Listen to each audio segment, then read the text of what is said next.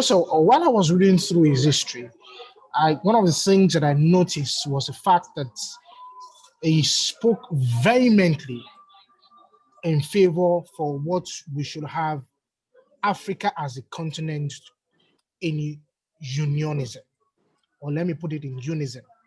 He spoke for Africa to the extent that he believed that once justice can be achieved, a lot of things will go right in Africa.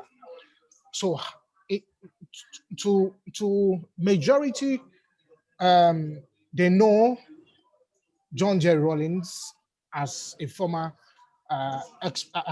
president of Ghana.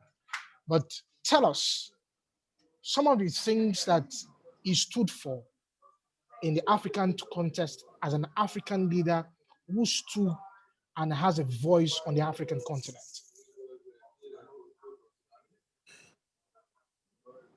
The former president, Jerry John Rawlings, believed that only Africans can liberate Africa. He preached against neocolonialism.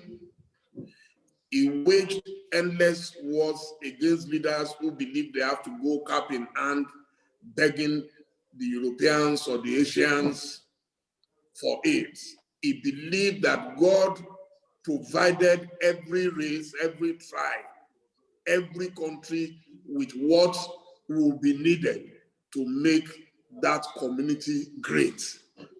And that it is how we treat our talent that will determine whether we will fail or succeed. Jerry John Rawlings, don't forget, was half Ghanaian and half Scottish. Yes. Despite that, he remained very loyal to Ghana. He was at home with the ordinary people, and he couldn't be bothered if the elites hated him. He did what he needed to do. He spoke to us at Ovation International. For 5 days, we were interviewing him, spanning 18 solid hours. And I can tell you, he told us so much. And one of the lessons I took from him was that he admitted to us that he wasn't a perfect man.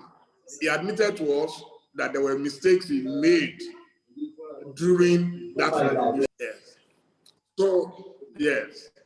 So there were people within that revolutionary team who wanted to settle scores with their enemies. You understand? Yes. So it's like we have a Buhari in Nigeria. He came to power and he forms a committee to tackle corruption.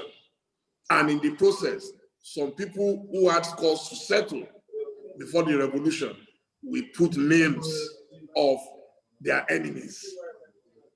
He said there were a few cases like that, which he said he regretted.